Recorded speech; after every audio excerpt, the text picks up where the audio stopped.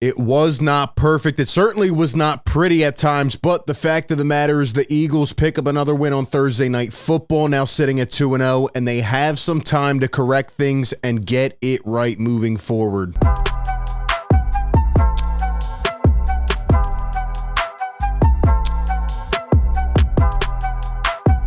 What is up, everybody? Welcome into A to Z Philly RB here. You know the drill. Drop a like on this video, comment down below, subscribe, ring the bell. Don't miss any of the coverage. We are dropping tons of videos, and we're live every halftime and postgame with all the coverage that you need. So get this video pumping through the algorithm like your blood last night as it's coming down to the wire. You're worrying, saying, aren't the Vikings coming back? Are they putting together some runs? No. The Eagles end up making just enough plays to win this game, and I'm seeing a lot of reactions even last night on the post game. You know, some people are really pissed. This Eagles team doesn't look like they did last year, and then other people are satisfied. They're happy. The Eagles are 2-0. There's nothing to complain about. Where do you sit on that? Let me know down below. Are you confident with this team right now moving forward? Are you happy that they pulled out these wins and you think that, you know, is the end right there and they should just look forward? What are your thoughts? Give me them down below. We're going to jump into more of a recap of this game. I want to talk about a few key things. We have injury updates and a couple quotes that I think are very essential. But before we jump into all of it, shout out to our sponsor of today's video, BetMGM. Enjoy all your favorite sports like never before at BetMGM. Sign up using the code ATOZPA. Download the app, use the bonus code ATOZPA, and receive up to $1,000 back in bonus bets if you don't win your first bet. When you register with BetMGM, you'll get instant access to parlay selection features, live betting options, player props, and daily boosted odds specials. And with BetMGM at your fingertips, every play and every game matter more than ever. So find out why BetMGM is the king of sportsbooks. Sign up today with bonus code ATOZPA and get up to $1,000 back in bonus bets if you don't win your first bet. Visit BetMGM.com for terms and conditions. All right, man, let's jump into it. So I want to start off with an injury update. This just dropped shortly ago from Derek Gunn, and once again, bad injury news for the Philadelphia Eagles. He says that, I'm hearing it does not look good for Avonte Maddox. To what extent should be revealed later today. That is a shame. He is such a good guy. I agree. Avonte is a good guy. He's a good player. Very good nickel corner for this team, has been for multiple years, but he's starting to get older, and the fact of the matter is Avonte Maddox just gets injured every single year. He cannot stay healthy, and it's very detrimental to this team at this point. And now, you know, some of these younger players that were called upon, that were relied upon last night, the Josh Jobs, the Mario Goodriches of the world, they're going to have to step up and play a bigger role now, and I just don't know how confident I am in that moving forward. I give those guys credit. They balled out last night. They were, you know, bringing a ton of effort and energy, but there were plays where they slipped up, and I think that's just a lack of time and experience in the NFL. And, you know, now Maddox goes down again, so who knows what the leash will be on him at this point, but we will get more injury updates moving forward. And I think it kind of just speaks in general to my opinion on this game last night. Again, I'm hearing things on both sides of the spectrum, but with the Philadelphia Eagles coming off, you know, sloppy week 1 win on a short week, they only had 3 days to rest, and they're going up against a team in Minnesota who's desperate for a win after blowing it in week 1.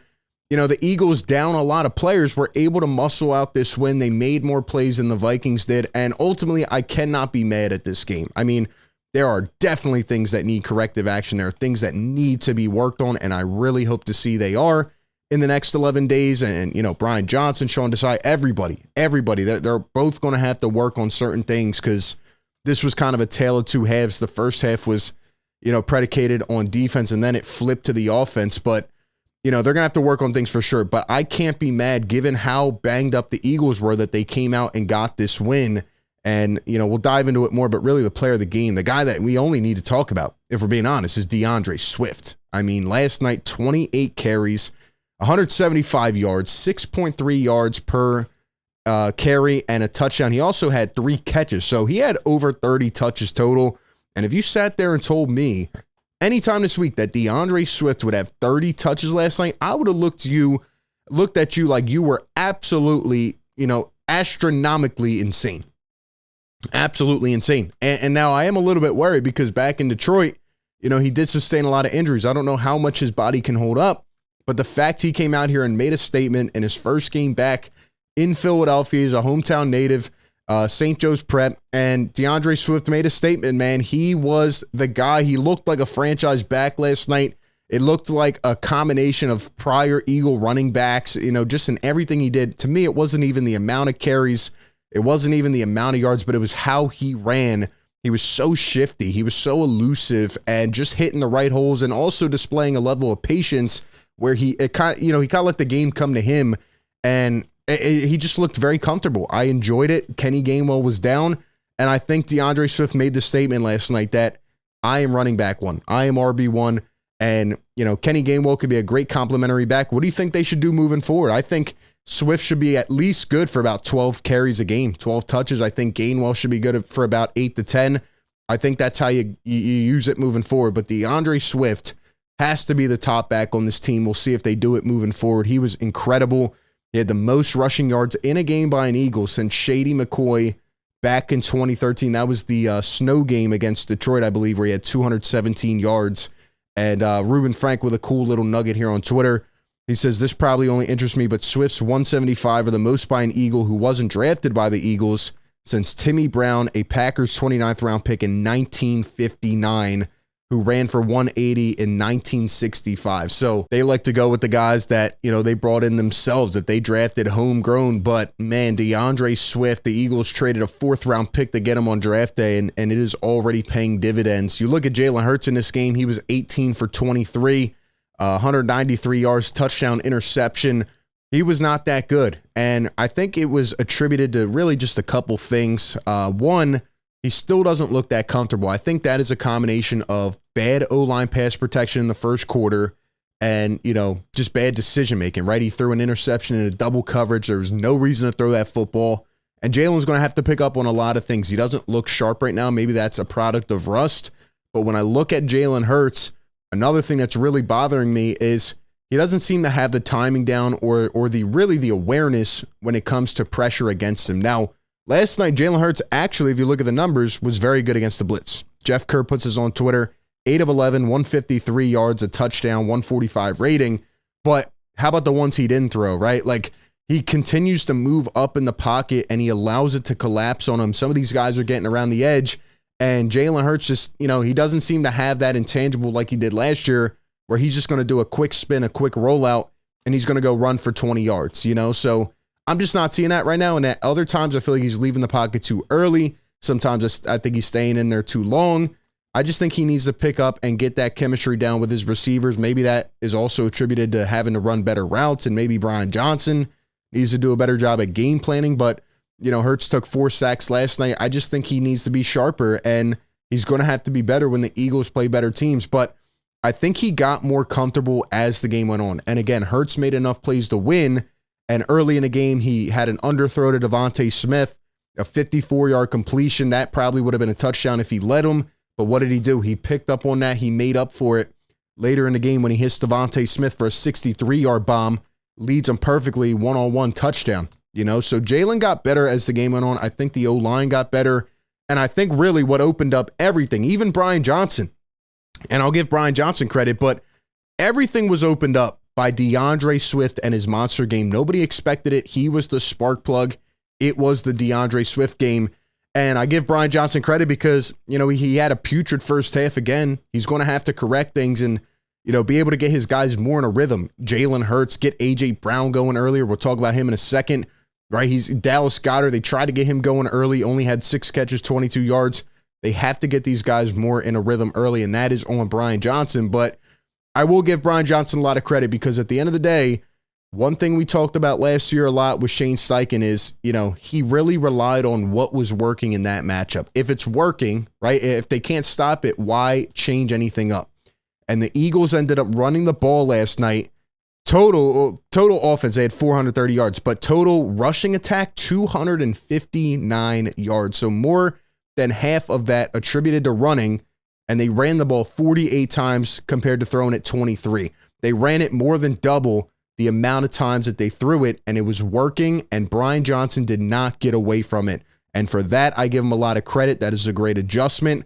And, again, I'm not going to make a total statement on Brian Johnson for a couple more games. I want to see how he progresses, how he plans now with 11 days of rest. But that was a great, great job by Brian Johnson to stick with the run, and DeAndre Swift was just, an absolute monster. So the Eagles kept the rushing attack going. Minnesota could not stop it.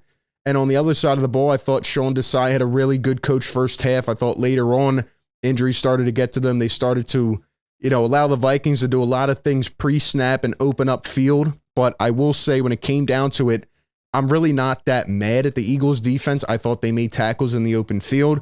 I thought they didn't allow the Vikings weapons to get going. Now, there was the one play where Josh Jobe was beat one-on-one, and I thought it was kind of a bad play call by Desai because he only left one safety back, and Edmonds ended up, shying to the other side, and you left Josh Jobe, who, in his first start, right, he played okay. He played okay for his first start against a tough Minnesota team with potent weapons, but, you left him on an island, and he got absolutely burnt to the end zone, and that just can't happen. That usually doesn't happen with Darius Slay and James Bradbury. But what I will say is that the Eagles, overall, they didn't let these weapons go off for the big plays, right? Like Jefferson had 159 yards, but he didn't have one defining play, a 55-yard run or anything like that. Hawkinson had a couple touchdowns. One was late. Overall, I'm not too mad at the Eagles defense. I thought their front four got to Kirk Cousins.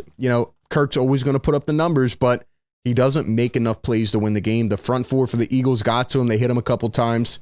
They had a couple sacks, and overall, I thought they played well. I mean, it's not going to look like that, especially with the fourth quarter, right? You can't let them come back. I thought the fourth quarter was poor, but other than that, I thought the Eagles defense did what they had to do, especially being banged up on a short week to win this game. And lastly, Jake Elliott hit a 61-yarder. He missed a 55-yarder earlier in the game, but he is now just the fifth kicker in NFL history with multiple 61-yarders. Tied his career high last night. And yeah, man, he's in there with a couple other big names. So Jake Elliott had another big kick to, elevate the Eagles. I just think the situational football has to be better. For example, late in the game, Eagles are on the opposing 25. They run a 9-minute drive, which is beautiful. It's textbook right there, utilizing the run, but they end up getting no points out of it. That cannot happen. Better teams are going to have to put away in that situation. They could have gone up 3 scores. They did not. Minnesota was, inching their way back.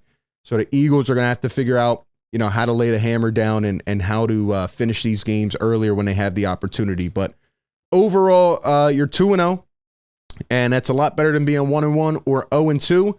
Now you have 11 days to prepare. Couple, I would say, subpar opponents coming up. You can't take them lightly, but now you have 11 days for guys to get healthy, for Brian Johnson, Sean Desai to go back, look at the first 2 games, and have a good sample size of film and really start to crank down on some of these things. I just think the Eagles are so good that their talent, even though they didn't play their best, like they're 2-0, they haven't played nearly their best football, but the talent on this team has led them, to 2 wins already. And it just shows how good they are and how good they can be, but they definitely have to iron some things out. So we'll see how it goes. Give me all your thoughts on this game and DeAndre Swift's monster performance down below in the comments section. Appreciate everybody for tuning in. As always, be sure to like, comment, and subscribe. That being said, I will catch you all on the next one. Peace.